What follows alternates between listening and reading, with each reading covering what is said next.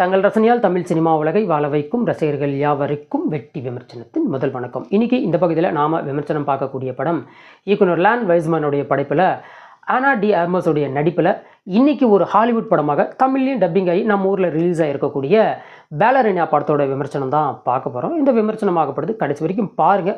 பார்த்து முடிச்சுன்னா உங்களுக்கு பிடிச்சிருந்தா சின்னதாக ஒரு லைக் பண்ணுங்கள், ஃப்ரெண்ட்ஸ் அண்ட் ஃபேமிலிக்கு ஷேர் பண்ணுங்கள், மறக்காமல் நம்ம சேனலை சப்ஸ்கிரைப் பண்ணி தங்களின் மேலான கருத்துக்களை கமெண்ட்டில் சொல்லவும் மறந்துடாதீங்க. இப்போது இந்த படத்தோட கதைக்கு வந்தோம்னா, இந்த படத்தோட ஆரம்ப கட்டத்தில் கதாநாயகியினுடைய வளர்ப்பு தந்தையை சின்ன வயசில் அவங்க சின்ன பொண்ணாக இருக்கும்போது கொண்டுடுறாங்க. இதுக்கப்புறம் இவங்க ஒரு ஏஜென்சி ஆர்கனைசேஷனில் தான் வளர்கிறாங்க. சும்மா வேறு லெவல் ஒரு ட்ரைனிங்கோடு அவங்க வளர்ந்து வெளியே வந்து வளர்ப்பு தந்தையை கொன்னது யார் அப்படிங்கிறத தெரிஞ்சுக்க வராங்க. அது மட்டும் இல்லாமல் இவங்க ஒரு அசைன்மெண்ட்டும் இவங்களுக்கு கொடுக்கப்படுது. ஸோ இதுக்கப்புறம் இவங்களுக்கு அடுத்தடுத்து என்ன நடக்குது அப்படிங்கிறதான் இந்த படத்தினுடைய முழு கதையுமே. இந்த படத்தினுடைய ப்ளஸ் அண்ட் மைனஸ் அப்படின்னு பார்க்க போனால் ஹையஸ்ட் ப்ளஸ் பாயிண்ட்டு இந்த ஸ்டண்ட்டு சும்மா சொல்லக்கூடாது, சும்மா மெயிர்க்கு செறிய வச்சுருக்கிறாங்க. பொதுவாக ஒரு ஜான்விக் கதாபாத்திரத்தை ஒரு ஃபீமேல் பண்ணால் எப்படி இருக்குமோ அந்த மாதிரி. ஆக்சுவலாக ஆனா டி ஆர்மஸ் வந்து ஒரு ஃபீமேல் ஜான்விக் அப்படிங்கிற மாதிரி எடுத்துக்கலாம். ஒரு இடத்துல ஆஞ்சலினா ஜோலி இருந்தாங்க பற்றியா, அவங்களுக்கு நிகராக இந்த ஒரே படத்தில் சும்மா வேறு லெவலில் ஸ்டண்ட் எல்லாம் பண்ணியிருக்காங்க. அதெல்லாம் ஓரளவுக்கு நல்லாவே இருந்தது. அது மட்டும் இல்லாமல் இந்த படத்தில் கேனி ரீவ்ஸ் வந்து ஒரு கேமியோ பண்ணியிருக்காரு. ஸோ கேனி ரீவ்ஸ் வந்து இறந்துட்டாருக்க ஜான்விக் கதாபாத்திரத்தில். பட் இருந்தாலும் இந்த படத்தில் அவர் கொண்டு வரதுக்கான ஒரு சில முக்கிய காரணங்கள் இருக்குது. அது என்ன அப்படிங்கிறத அவங்க கடைசியாக ரிவீல் பண்ணுறாங்க.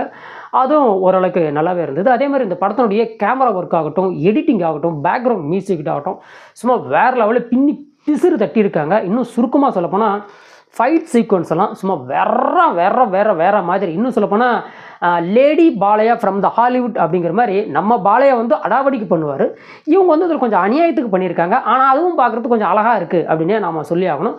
அந்தளவுக்கு ஒரு சில விஷயங்கள் இந்த படத்தில் நல்லாவே இருந்தது அப்படின்னு சொல்லலாம்.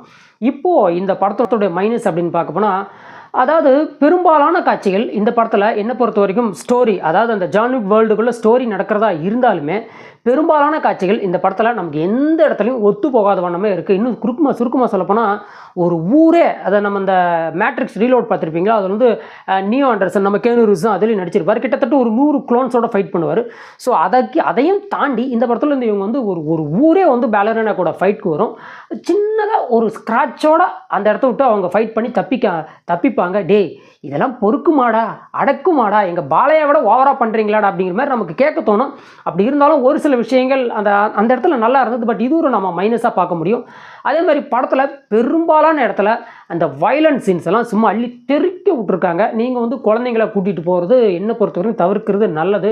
இந்த தொண்டையில் வச்சு சுடுறது, இந்த கோடாரி எடுத்து அடிக்கிறது, வெட்டுறதுன்ட்டு பெரும்பாலான விஷயங்கள் ஜான்விக் படத்தை விட இதில் ரொம்ப ரணக்குடூரமாக எடுத்துட்டாங்களோ அப்படிங்கிற ஒரு எண்ணமும் இந்த வயலன்ஸ் சீன்ஸை பார்க்கும்போது நமக்கு தோணுச்சு. சொல்ல போனால் ஒரு ஓவர் கோர் ஆஃப் வயலன்ஸ் அப்படின்னு சொல்லலாம். இது இந்த படத்துக்கு ஒரு சின்ன மைனஸாக பார்க்கலாம்.